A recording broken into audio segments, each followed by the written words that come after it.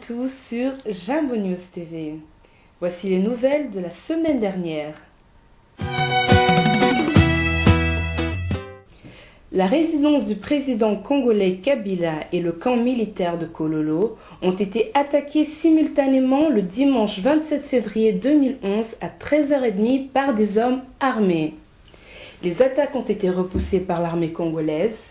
Le bilan de ces affrontements se chiffre à une dizaine de morts. Kabila ne se trouvait pas à sa résidence au moment des affrontements. Étant donné qu'aucune mesure de renforcement de la sécurité n'a été envisagée après l'attentat et que certains assaillants étaient armés de machettes et de flèches pour affronter la garde présidentielle, certains observateurs de la RDC se posent des questions sur le sérieux de cette attaque. Quant au commanditaire de cette attaque, Lambert Mende Omalanga, porte-parole du gouvernement congolais, a annoncé au cours d'une conférence de presse que les auteurs de l'attaque restaient non identifiés. Le porte-parole de la justice rwandaise, Alain Mukurarinda, a fait savoir que le Rwanda allait adresser de nouvelles demandes d'extradition à la justice britannique. La Haute Cour de Londres avait, en avril 2009, signifié un refus d'extradition au Rwanda concernant 4 Rwandais.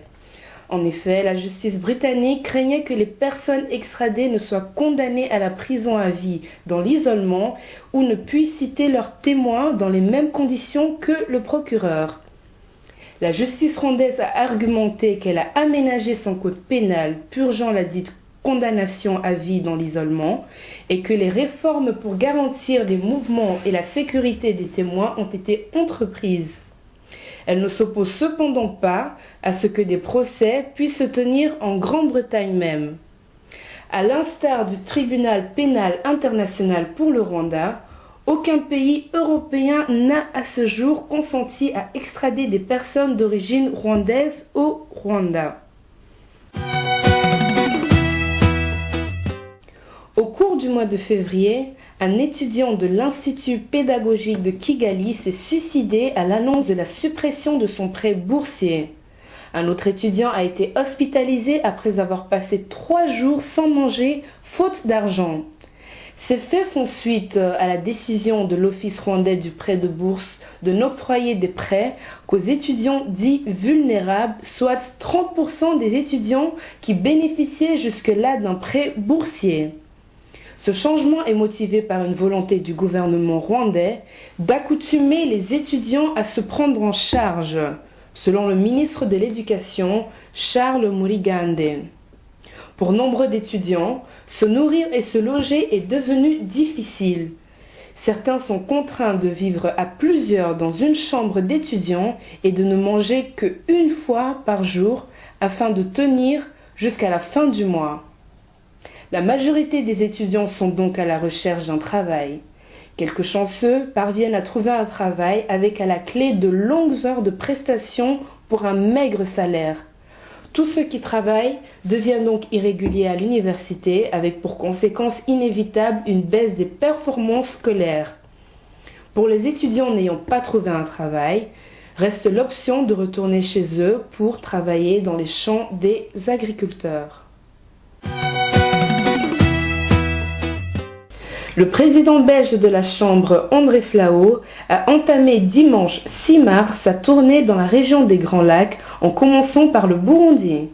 Il poursuivra son périple au Rwanda pour terminer par le Congo où il retrouvera le ministre d'État belge, Herman De Croo. Répondant à une triple invitation des parlements burundais, rwandais et congolais, André Flau compte renouveler la coopération parlementaire entre la Belgique et ces 3 pays de l'Afrique centrale. L'association sans but lucratif Jumbo a lancé More.org Mémoire et Justice, un projet visant à la commémoration de toutes les victimes des horreurs commises dans la région des Grands Lacs ces 20 dernières années. More veut offrir un cadre à toutes les victimes de la tragédie des Grands Lacs afin qu'ils puissent commémorer les leurs et un jour faire appel à la justice. Ainsi, les blessures pourront être guéries et les traumatismes pourront être évacués. C'est ce que l'initiatrice du projet, Natacha Abingeneye, a fait part à Jambo News lors d'une interview. La responsable du projet, Yvette Umuhire, a dit qu'une fois que les blessures seront pansées et que chaque victime aura pris conscience de la douleur de l'autre, la prochaine étape sera la réconciliation. La réconciliation est pour elle la conséquence du travail de mémoire commun que Moré s'est donné comme objectif. Sur le site de Moré, chacun a la possibilité de témoigner, relater son périple et de commémorer les proches qui ont été victimes de la tragédie rwandaise. C'était tout pour cette semaine. N'oubliez pas que vous trouvez l'intégralité des nouvelles sur la région des Grands Lacs sur notre site jambonews.net.